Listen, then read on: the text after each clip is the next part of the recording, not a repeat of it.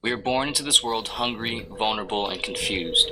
As we go through life, we attempt to eliminate these feelings by trying to control the conditions of the world around us. We seek to accomplish and obtain things, achieve higher status, acquire wealth or fame, develop power, and so on. We live with a persisting hopefulness that in the future we will have and control enough stuff to free ourselves of our emptiness, vulnerability, and confusion, and find some ultimate happiness and security outside of ourselves. This hopeful vision of the future might sound reasonable, but perhaps it is what keeps us contained in our problems. To help us better understand and deal with our seemingly unquenchable hunger for ultimate control and happiness outside of ourselves, we will look to the ancient philosophy of Stoicism. Stoicism is a philosophy that started in ancient Greece and was then further popularized in ancient Rome. Stoicism is an especially unique philosophy in how potently it has withstood the test of time across thousands of years. Arguably, the teachings and wisdom of Stoic philosophy are equally, if not more relevant today than ever. In recent history, Stoicism has found huge appeal. It was used and encouraged by recent historical leaders like George Washington, Thomas Jefferson, and Nelson Mandela, written about by current popular authors like Tim Ferriss, Robert Greene, and Ryan Holiday, just to name a few, and has found a rather large community on the internet. Stoicism's enduring popularity is not without good reason. The principles of Stoicism can help us find calmness, presence, and resilience in a world of increasingly overt chaos, anxiety, and insatiable desire for more. In Stoicism, we exist in a reality that does not care about our personal opinion of it. We cannot ask it nicely to remove the chaos, suffering, hardship, and uncertainty, nor can we will ourselves onto it with force in order to do so. However, Stoicism suggests that does not mean we are subject to be helpless victims of the world. Rather, Stoicism proclaims that there are two domains of life: our external, being the things outside of our mind, which we cannot control, and the internal, our interpretations and reactions to the external, which we can control. When we persist with the belief that things outside ourselves or things in the future will provide us with a form of ultimate happiness, we become dependent on things that are not part of us nor part of what we can control, and thus remain endlessly unsatisfied and unhappy. We can and should pursue the things that we deem preferable and interesting, and not live an inactive life. However, we must ensure that on our pursuits, our focus remains on the internal, and that we work to derive our sense of joy from how we think and act within our pursuits. No matter what task we undertake, we will do it wastefully if we assume that any of what comes beyond the task will provide anything better than the experience of focus and presence in the task itself. There's nothing inherently wrong about working towards and achieving wealth, fame, or power, but in the Stoic's mind, these things are merely to be enjoyed if they do work out, but not to be depended on for one's happiness. For if one is dependent on them, their happiness and peace in life are especially susceptible to being inconsistent, taken, or never achieved at all. Stoicism suggests that the sign of a truly successful person is someone who can be okay without the things he or she typically desires or depends on for comfort. For no wealth, materialistic abundance, fame, or power has any value to a happy life if the person who possesses them has not yet learned to live properly without them. Roman emperor and Stoic philosopher Marcus Aurelius was the most powerful person in the world during his time. He had access to anything he could have ever wanted, yet he writes, "Almost nothing material is needed for a happy life, for he who has understood existence." With access to the world, Marcus Aurelius lived with little interest in the self-indulgence of things outside of himself. In order to develop this fortitude, a common practice in Stoicism is to, on occasion, temporarily strip oneself of the things they ordinarily depend on for comfort in order to prove to themselves how strong they truly are without the things they think they need. In the piece of classic literature entitled Letters from a Stoic, Roman statesman and one of the most renowned Stoic philosophers, Seneca, writes, "Until we have begun to go without them, we fail to realize how unnecessary many things are. We've been using them not because we needed them, but because we had them." It is in our constant expectation that something outside ourselves or in the future is needed for a worthy experience of life that causes our inability to ever find worthy experience in life in the first place. In Letters from a Stoic, Seneca discusses the idea of how to properly handle one's time and derive meaningful experience. When referring to time, Seneca writes, "I advise you to keep what is really yours, and you cannot begin too early, for as our ancestors believed, it is too late to spare when you reach the dregs of the cask. Of that which remains at the bottom, the amount is slight and the quality is vile." It is now that we must find time, and it is now that we must find happiness if it is either that we are seeking. For if we do not focus the lens through which we view life right now, everything we see from this moment forward will remain out of focus. For the Stoic, the ability to find happiness in spite of what occurs around us is developed through character and perspective. We must realize that nothing is good or bad inherently, but only our judgments and interpretations of things can be good or bad. The wise man, Seneca writes, is neither raised up by prosperity nor cast down by adversity, for always he has striven to rely predominantly on himself and to derive all joy from himself. In other words, we must try to form our perspective to best serve our ability to remain with happiness and wonder, regardless of the ups and downs of life. Stoicism suggests that we are but a tiny feature of the entire body of nature, and everything that happens to us is a matter of relevance and necessity to everything beyond us. In this, we must strive towards an acceptance and indifference towards everything that happens to us, and instead focus our attention on controlling our reactions to the things that happen. We must put our best foot forward, acting and living with self-honesty, humility, and good virtue, and welcome whatever the world deals us in return, good or bad. With this, we can begin to free ourselves from the chaos of the world and find some form of happiness and presence within ourselves.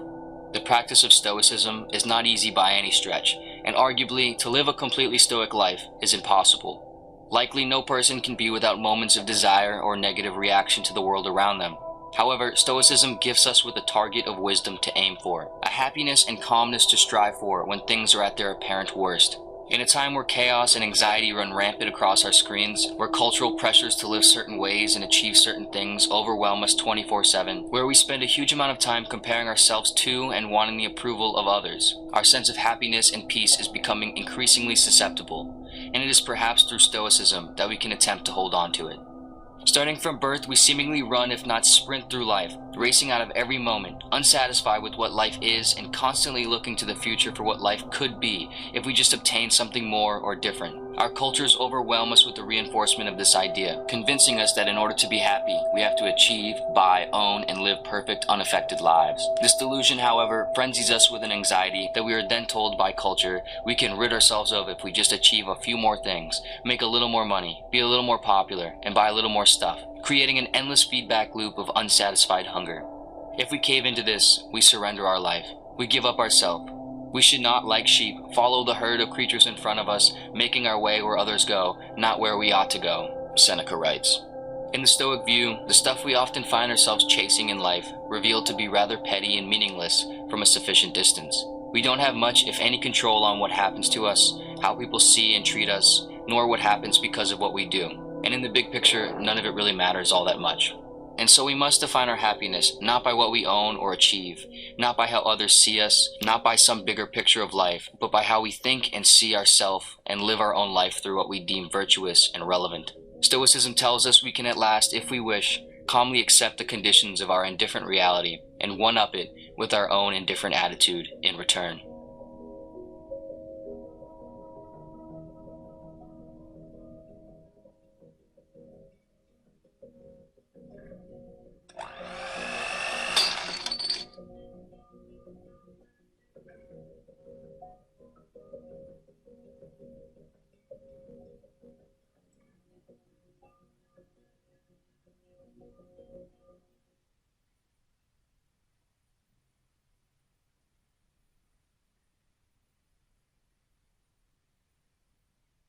Marcus Aurelius was one of the last good emperors of Rome who genuinely cared for the well-being of his citizens. He lived in a time where death was prevalent and chaos was everywhere. He wrote a manual for himself which we now know as the Meditations. Even though he wrote those words 2,000 years ago, his insights still carry strong weight today. Here are some insights of his Stoic philosophy we can apply to our own life and make it meaningful.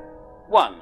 Ignore what others are doing. Marcus Aurelius says, don't waste what remains of your life in speculating about your neighbours. Anything that distracts from your fidelity to the ruler within you means a loss of opportunity for some other task. It means that our time is very limited, so why waste our precious energy worrying about our neighbours? Why do we care what they're doing, what they're up to, and what they think of us? We need to ignore everyone and focus on the task at hand. What is our task? Well, whatever is our calling on earth, whether that means creating art, empowering others, or being a loving parent. Today, with social media, we're addicted to what others are doing. We waste our mental energy being envious of others and comparing ourselves to them, and hence feel frustrated that we aren't as successful as our peers. In order to stay focused and ignore what others are doing, you need to take a break from doing anything that concerns others. Uninstall all social media apps from your phone and don't check your Facebook, Instagram, or any other social media network for an entire week. This doesn't mean to ignore your friends and family, but this experiment for a week will help you to devote all your time, energy, and effort to your own needs. It'll make you less envious, jealous, and you will stay focused in your creative work. 2. Your reality is made by your opinions. Marcus Aurelius tells us, life is but what you deem it. Life is opinion. It means that there is no objective reality out there. We shape our own reality. We shape our own perception of the world with our thoughts. No external reality exists outside of our perceptions. The practical way you can apply this mode of thinking in your life is this: see everything in a positive light. For example, let's say that someone talks shit about you to your face. Rather than feeling frustrated, you can tell yourself, I'm glad that someone is talking shit about me. It means that I'm not boring and doing something interesting. Furthermore, when people insult us, try to harm us, or criticize us, it isn't the insult which hurts us. It's our interpretation of what they're saying which hurts us. If we interpret others' actions as irrelevant, how can we feel hurt? Practice it for a week. Interpret every action that happens to you as positive. For example, if someone insults you, think to yourself, how can this insult make me a stronger person? See every opportunity as a growth opportunity. 3. Do less. Marcus Aurelius reminds us about the importance of doing less in life and cutting out the superfluous actions from life. If thou wouldst know contentment, let thy deeds be few, said the sage. Better still, limit them strictly to such as are essential, and to such as in a social being reason demands, and as it demands. That means many of our actions and words are unnecessary. By not doing superfluous actions, we will be less stressed. We need to cut out the unnecessary things in our lives. The less superfluous actions, words, thoughts and emotions, the more focus we'll have for what is really important to us in life. That might be time with your family, time to do your creative work, or the chance to help others. For a week, always ask yourself, is this superfluous when making decisions? You can apply this in many different ways. For example, if you have social obligations, ask yourself, is this social meeting superfluous? Learn how to say no, and say it as often as you can. 4. Death is knocking at your door. Take it that you have died today and your life story has ended, and henceforward regard what further time may be given you as an uncovenanted surplus. Think about all the people who learn they have cancer or some other disease. Once they discover this, they drop all the shit they don't like doing in life and only focus on what's important to them. When we know that death is close, we don't waste our time. We don't waste our precious leisure time watching TV or other forms of passive entertainment. We rush into doing things that we are passionate about and work that is meaningful to us. We spend more time with our loved ones and omit superfluous people and actions from our lives. Reminding ourselves of death gives us focus. Today, imagine it like it were your last day on earth. What would you do and what would you not do for your day? What would you tell your loved ones? Who would you spend time with and who would you not spend time with? What creative act would you do? What would you not do in your day if you knew today was the last? Constantly meditate on this. Live every day as if it were your last, because one day it will be. 5. You're stronger than you think. Whenever someone tries to harm you, think of these words from Marcus Aurelius. How lucky I am that it has left me with no bitterness, unshaken by the present and undismayed by the future. The thing could have happened to anyone, but not everyone would have emerged unembittered. It means you're tougher than you think. You can't prevent others from throwing shit at you, but you can change your interpretation of the situation. If you want to be a world-class boxer, you'll have to fight difficult opponents. You'll get beaten up, break a few bones, bleed, and as a result, you'll be stronger. Let's be honest, life is hard, and sometimes to live is an act of courage. Today, imagine yourself like the strongest person in the world. You're stronger than others. Whenever others try to harm you, imagine little arrows trying to pierce your golden armor. You're a giant, and others are ants trying to harm you. Whenever harm comes your way, remind yourself, thank God I'm so strong. This could have broken others, but it hasn't broken me.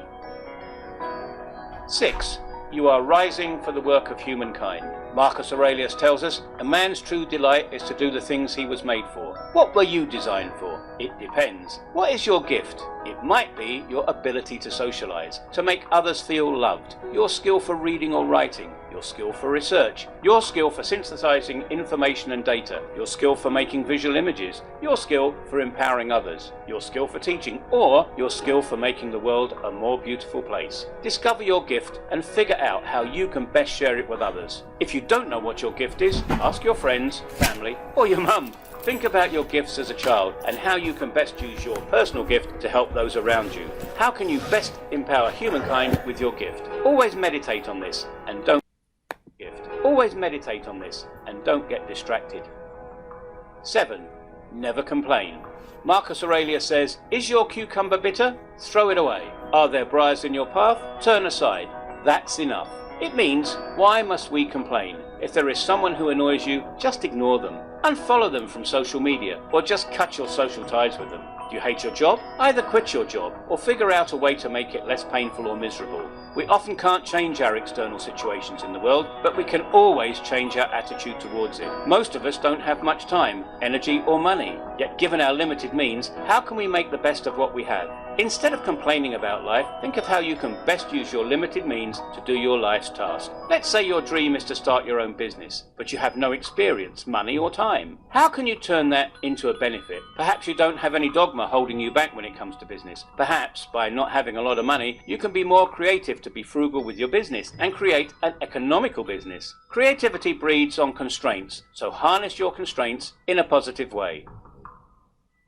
8. You can live happy anywhere. Marcus Aurelius says, let it be clear to you that the pace of green fields can always be yours, in this, that, or any other spot, and that nothing is any different here from what it would be, either up in the hills, or down by the sea, or wherever else you will. What causes a lot of misery for many of us is our homes where we live, and the wish to be somewhere else. We might live in the suburbs and wish we lived in a city. We might live in the city and prefer living in the countryside. We live in the countryside, we might wish living at the beach. We live at the beach, we wish we lived on an island. If we lived on an island, perhaps we might prefer the convenience of living in a suburb. If you were happy with where you lived and the home you lived in, and didn't desire to live elsewhere or in a bigger or better home, how much more energy, money and attention could you have for better things in life? Write a list of the positives of your home, your neighbourhood or city. Never think of the negatives, and likewise think of all the other places you would prefer to live. Then write the negatives of living in those places, such as the cost of living, traffic, pollution, distance from family and friends, etc. And then seek to not complain about your home or where you live, and dedicate all of your creative energy to doing something personally meaningful. 9. Help the common good.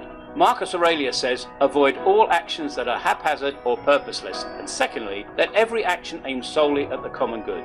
It means to be an honourable and purposeful human being is to help others. To help others, not as fortunate as us. To share our gift, our knowledge, and our resources. Keep doing good towards others, even though they may hate us. And once you have helped others, forget it. Better yet, don't even be conscious that you're helping others. Marcus Aurelius tells us to have no consciousness of all of what he has done. Like the vine which produces a cluster of grapes, looks for no more thanks than a horse that has run his race. For a week, do good to others without expecting any praise. The pleasure of having helped others is good enough.